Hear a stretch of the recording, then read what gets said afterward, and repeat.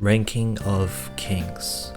Our lead Bojji is a deaf, mute, and tiny giant born to King Boss and his late mother, Queen Shina. The world of Osama ranking is a world set in medieval times, filled with giants, mages, immortal humans, demigods, and whatever that is. Bojji is a prince, alongside his younger brother, Daida. During their childhood, Bojji was often seen outside playing with the flowers in the kingdom's garden, while Daida was often depicted as a prodigy. Unlike Bojji, Daida does not suffer from a disability, and as a sheltered little prick, he does not understand much about the world outside of the kingdom. Many commoners speculated that he would be the next line for the throne. Daida hated his brother as he would always refer to him as a failure, useless, or unfit to be a king. At every given chance, he would belittle Bojji out of spite, even going to such lengths to challenge a poor boy to a duel. The theme I like to associate this anime with is to not judge a book by its cover. The anime has many layers to it, and it's so easy to immediately assume and interpret a character in a certain way just by observing their actions a few times. Bojji, despite being so tiny, is actually capable of many things, and he should not be defined by small stature and inability to be vocal. Other characters as well have so many layers to them, your initial opinion will change throughout the anime. Characters like Queen Healing, Vespa, and even Daida were among my favorite characters towards the end, and it honestly shocks you how much they can surprise you with their character development. Among them all, I really loved Kage to bits. Kage is the Deuteragonist, a former member of the Shadow Clan which was wiped due to widespread fear of their abilities and capabilities as assassins. Ever since he fled at a young age, he was to fend for himself, often moving places, stealing, and working for others to get by. Kage's way of life forces him to act greedily, distant, and cautious, as he believes that from this point onward, he will only have himself to care about. I sympathize with Kage deeply. He experienced life-threatening situations and his reasons are justified. Bojji's source of strength comes from his kindness and resilience, resolutely taking action to protect his loved ones. Kage and Bojji were polar opposites, living different lifestyles, but they are more than the present environment that shaped them. Let's acknowledge the visual appeal of Osama ranking. The art style. The beautiful yet simple cartoon view of the art style is the first thing that drew me to this anime, not to mention the fluidity of the animation, like how others have mentioned previously, feel as if it's a moving painting. It really helps bring the story to life, and I was almost moved to tears watching it all unfold. It's refreshing to not see the same PA Works studio animation, and Hadaka no Yusa, or Naked Hero by Fondi, is a top tier opening. You should definitely give it a listen. Can we talk about the fight scenes though? That seriously caught me off guard. I honestly thought it was not possible with this comforting storyline and art, but they did it. Look at this.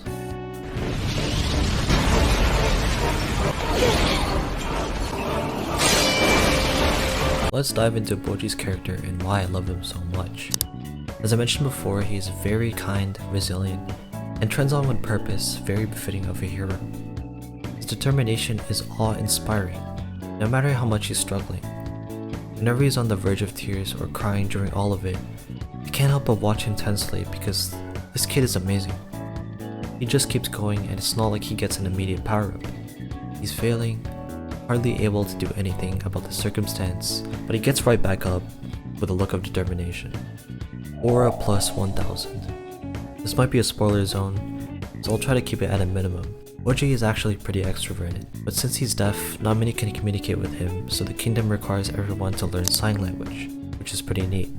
However, Bojji knows how to read lips, in which he didn't mention into the later episodes. Bojji loves to venture outside of the walls, but they seem to trust him enough to go out by himself. If Kage was crazy, instead of returning in his underwear, what if he didn't return at all?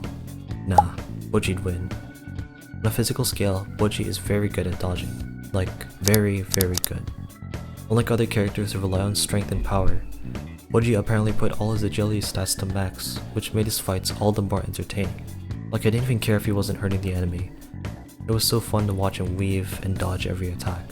He has an insane amount of stamina and has this really overpowered ability where he can kill the opponent without blood splatter. Bojji has beyond exceptional swordsmanship, allowing him to strike when the opportunity arises, and one-tap opponents with ease.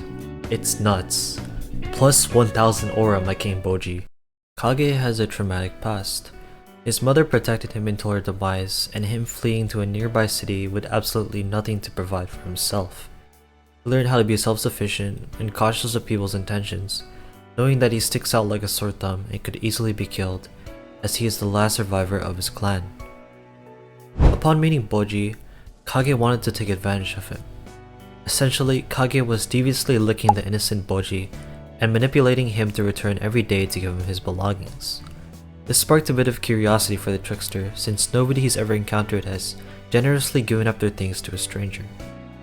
Was Bojji an op? Nah, Bojji is sincerely just a chill guy. I started to like Kage more when he began to soften around Bojji. He was drawn to Bojji's resilience and wanted to be a part of his journey after witnessing his potential against Daida. Bojji's empathy towards everyone he comes across was so comfortable to watch. Kings don't always need to rule with utmost authority, and Bojji has proven to me that he's far more worthy than any to be a king. The difference Bojji has to the other kings inherently shows through his leadership. Everybody is supportive of Bojji.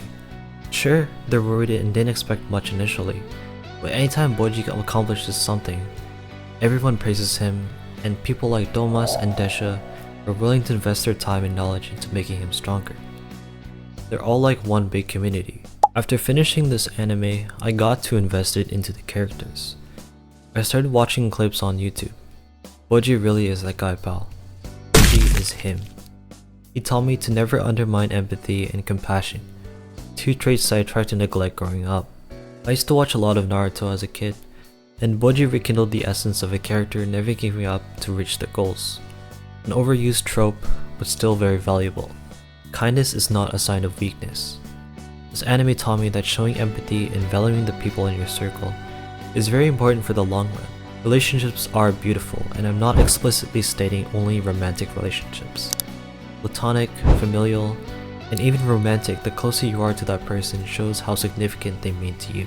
And you know there is honestly nothing better than having people in your corner who support all that you do.